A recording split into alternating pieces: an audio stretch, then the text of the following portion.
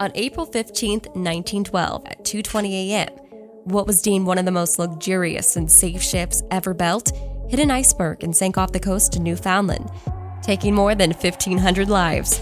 This was one of the most well-documented tragedies in history, with quite a number of books and films made about it. Here are 10 facts about the Titanic. With all that said and done, let's begin, shall we? Number 10. The largest moving object ever built during its time. When the Titanic entered service in 1912, it was the largest ship afloat at 882 feet, 9 inches long, and 141 feet high. Shimazu seemed like a floating city to the occupants. In fact, the Titanic is the largest moving object ever built by man at that time. The New York Post even ran a story on November 27, 1910, asking whether the New York port would be able to dock this massive monster. Today's luxury cruise ships already dwarf the Titanic size-wise, but that's to be expected because of how far engineering has come since then. But during its time, engineers had to develop methods specifically to build a ship that huge, aside from its massive proportions.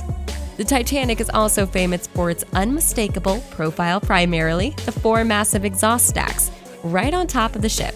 All of us assumed that all 4 would serve a function, but that's far from the truth. In fact, only 3 of them serve a purpose. One was added purely for aesthetic purposes. Because of her grandeur, it was thought the Titanic should have 4 exhaust stacks. Thomas Andrews' efficient original design, however, necessitated only 3. The ships, therefore, had 1 that was purely just decorative stack. Number 9. 1 of 3.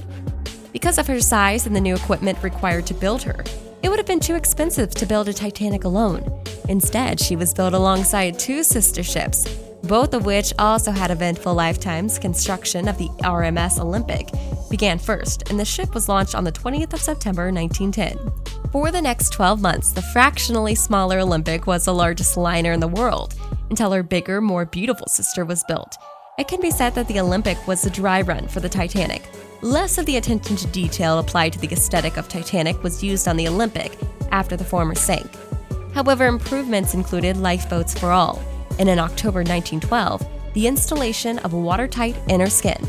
The Olympic rescued soldiers from the sinking British battleship Audacious in October of 1914, and served as a troop ship carrying Canadian soldiers at the European front. She was the only one of the 3 to survive. More than half of a decade, the third and biggest ship, the Titanic, went into production after the Titanic disaster and sank in 1916 after hitting a mine. She had been a British hospital ship, sadly. Number 8. Tragedy from the get-go. The sinking of the Titanic is definitely one of the most tragic maritime disasters in history. However, tragedy seemed to plague her even before her maiden voyage during the 26 months construction of the Titanic at the Harland and Wolff shipyard in Belfast. 28 serious accidents and 218 minor accidents were recorded.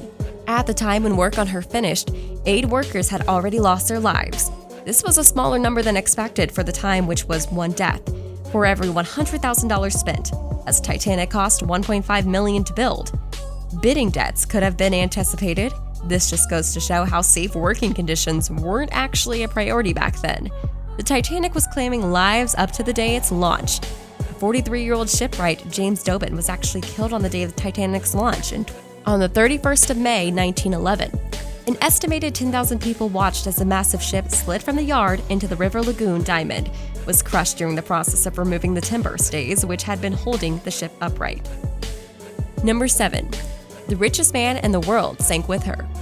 John Jacob Astor IV was not just the richest man on the Titanic, but widely believed to be the richest man in the world at the time of his death. He was worth an estimated $150 million, or $3.5 billion in today's dollars. Astor was on the ship returning home from a month-long honeymoon with his new wife, Madeline Thomas, who at 18 years of age was 28 years younger than him. The extended honeymoon was actually a way to escape society's gossip. Hastier had just been divorced within 2 years of his new marriage, which was relatively unheard of back then. Astor's body was one of the few that was recovered in the Atlantic Ocean after the ship went down. Among other possessions, he was found with $2,440 in his pocket, which is roughly around $60,000 today. Number 6. From survivors to movie stars. American silent film actress Dorothy Gibson was one of the approximately 700 survivors of the collision upon arriving in New York City unscathed. She immediately began filming Saving the Titanic, the first of many films to depict the events of sinking. It was released in May of 1912, just a month after the crash. She was famous for wearing the same clothes, and she was in the movie, as she had worn during the actual sinking. While the film was successful, it exists only in memories now, as the only known print of the film was destroyed in a fire. Another survivor, Lawrence Beasley, tried to crash the filming of the 1958 film A Night to Remember because he wanted to symbolically go down with the ship, according to IMDb. Beasley was one on the set of Night to Remember, which is considered the most accurate of all Titanic films. He allegedly tried to jump onto the scene depicting the ship sinking in order to symbolically go down with the ship. Legend has it that director Roy Ward Baker refused, as it would have been a union violation and could have halted filming. Beasley was a survivor from the second class and wrote a memoir about his experience entitled The Loss of the SS Titanic. Number 5. Class Division.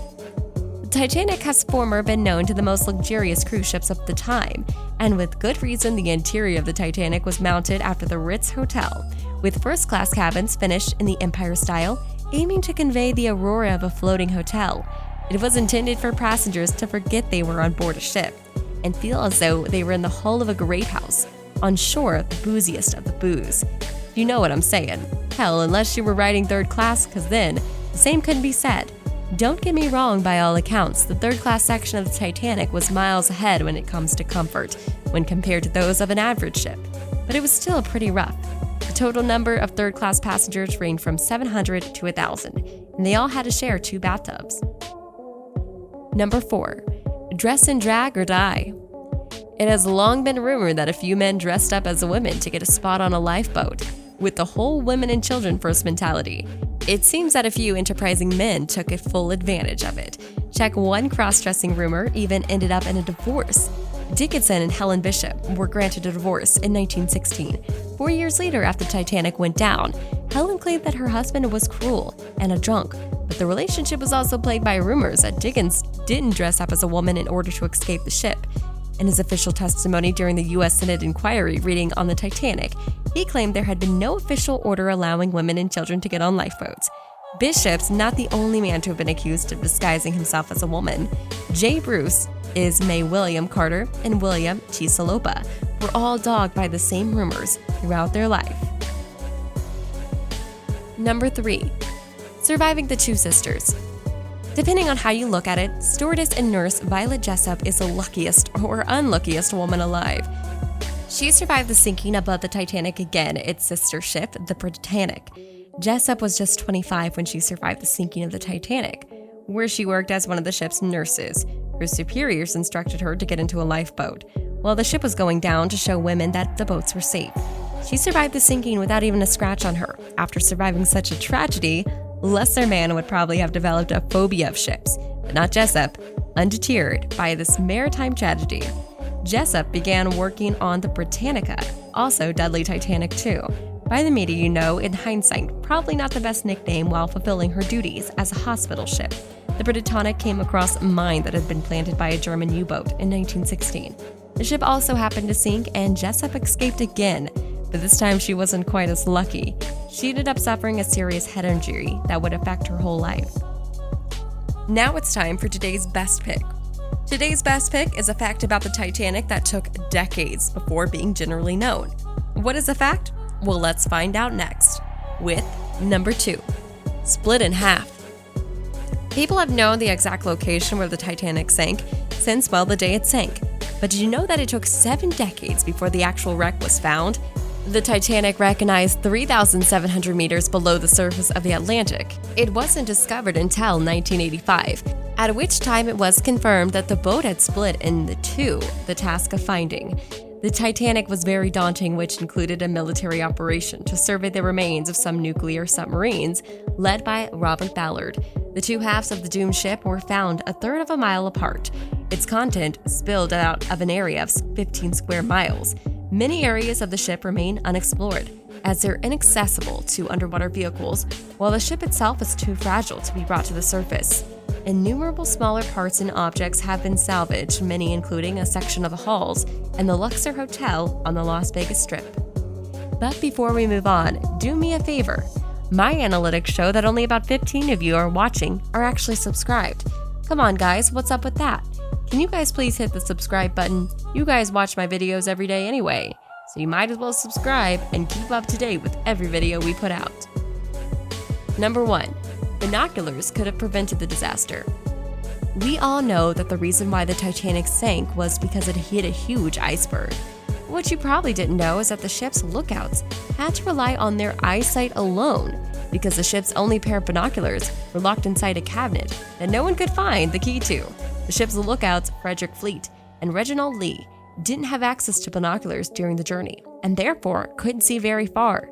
The ship's second officer was replaced at the last minute and forgot to hand out the key to the locker that had housed the ship's binoculars. According to the official 1912 inquiry findings, only 37 seconds elapsed before the actual seeing the iceberg, calling downstairs, and deciding what course of action to take. Fleet was the lookout who called out the now famous words, "Iceberg right ahead." He survived the sinking, but tragically went on to die by suicide in 1965. After the death of his wife on the centennial anniversary of the Titanic sinking, a prankster removed a memorial wreath from his gravestone and replaced it with a pair of binoculars and a note apologizing for the lightness of the binoculars. What happened to the key, though? Well, the key did resurface at auction in 2010, where it was sold for over $130,000. Know of any other secure Titanic facts? Let us know down below in the comments. Also, feel free to check out other basic videos from Top Quick Peek. As always, thank you all for watching, and I'll see you all next time. Later, everybody.